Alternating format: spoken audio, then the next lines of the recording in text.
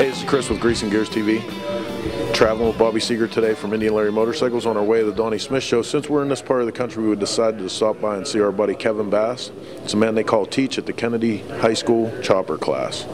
So it's been a while since we caught up here with Teach.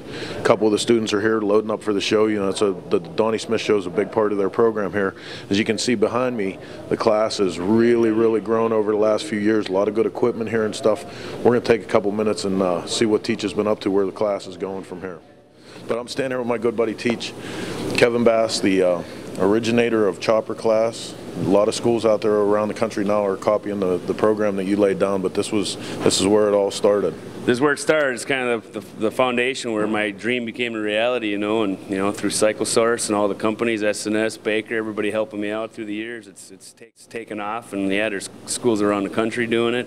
It's something now we go pretty much everywhere, and somebody knows about what they do. They want to know, hey, how are the kids doing? What do they build now? And the monthly write-up in CycleSource has been huge. I get a lot of feedback, email from people just thanking me for what I'm doing, excited about what the kids are doing, loving to see the updates and the progress. We're taking a classroom setting that they're cutting across the country. I mean, this kind of a shop setting, this lab is almost non-existent in a lot of districts, and we're gonna do everything we can, fight to keep it alive. And the chopper class has been a good part of that to really help keep excitement going here. We've had features in Greece, overseas, people asking us about it. I've sent my curriculum all over the place to other teachers, and I think if we just keep doing what we do, and keep having all the support and having great kids in class that want to work, it's gonna keep moving on.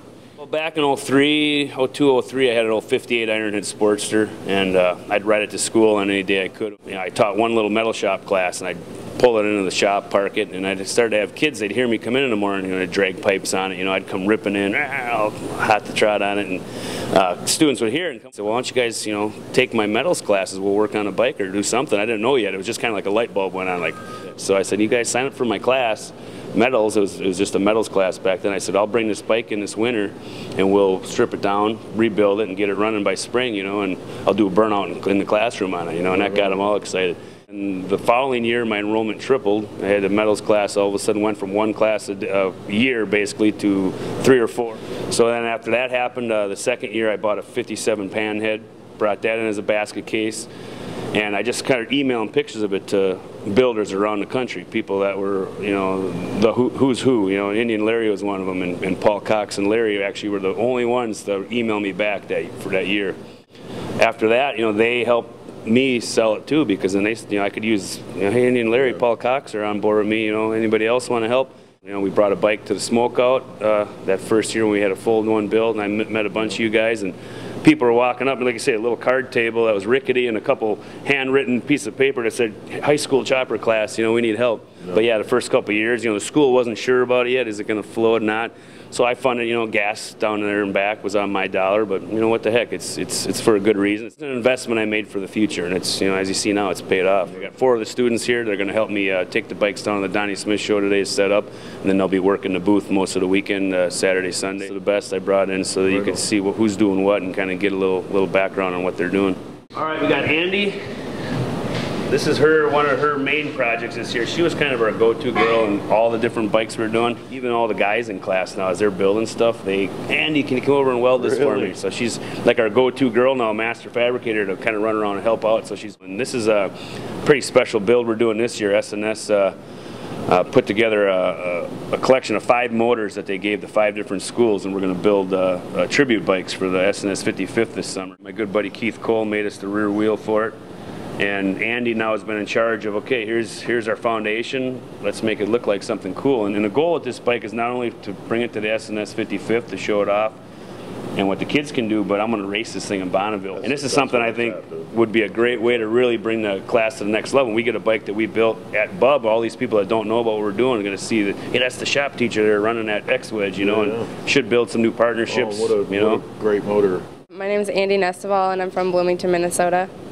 I started sophomore year. Freshman year, I didn't really take a lot of shop classes. I wasn't really sure if I was into it. And then last year, it really took off with this class. And then I skipped intro to metals and went to advanced. And then I was in chopper class, and it just really took off from there.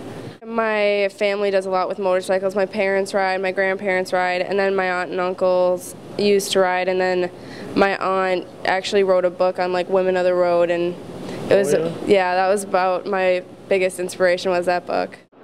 Hey, it's Chris with Grease and Gears TV here at the Donnie Smith Show.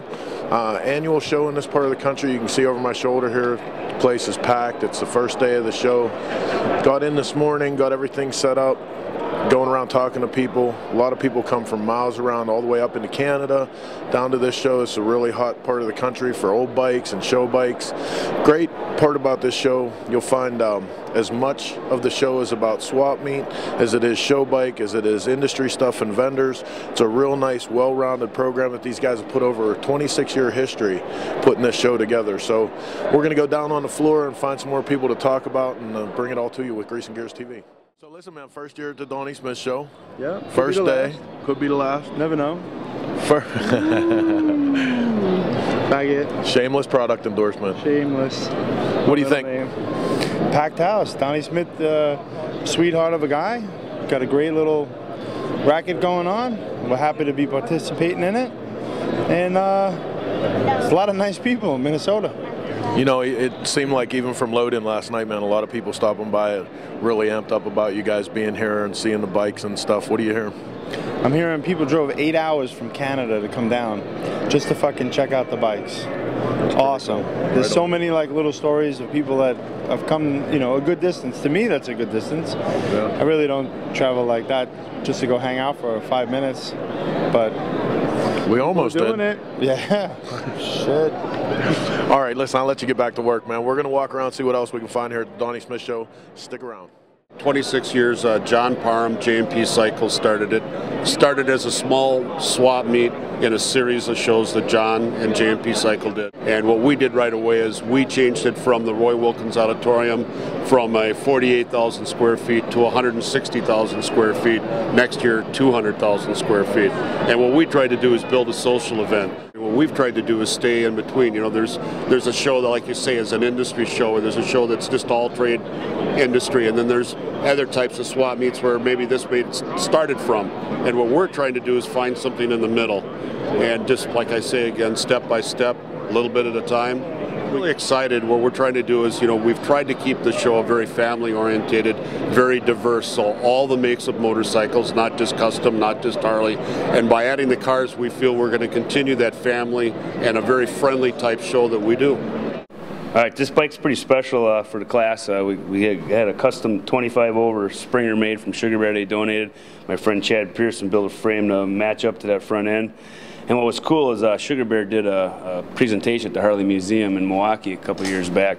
And I was sitting next to Willie G, and Bear's talking about all of his history and how he loves kids and work with kids, and then he brought my name up, had me stand up and talked about, hey, this is a guy, he's a high school teacher building bikes with kids in class. And he's like, I just donated him a front end for a build for this next year.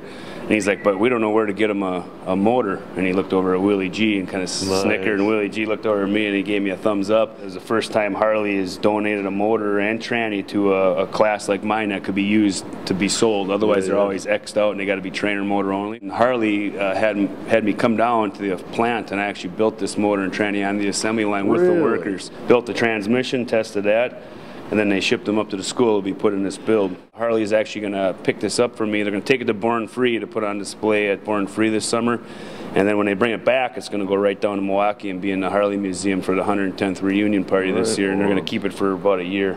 It really, you know, you think about how many hundreds of thousands of people are going to be in Milwaukee for that, and that museum is going to be packed all day. And to have this there with the Kennedy High School information for more sponsors and let people know what we're doing is going to be pretty cool.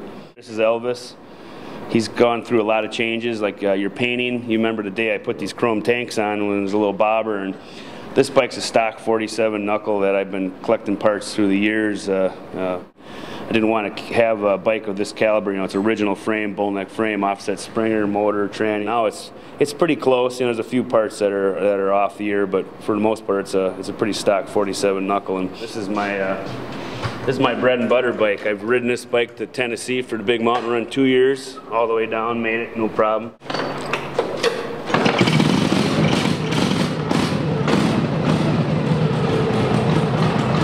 Nothing like an old knuckle. Knuckleheads forever. What about it? These are the kind of bikes you actually get in trouble for cleaning. So those tanks I got from Matt and Carl Olson, Carl Cycle Supply. They're original 1-year only 47 tanks that have been chrome plated way back in the day. And you can see now I got over 30,000 miles on this bike since I built it, and you know it's brought back its own original patina.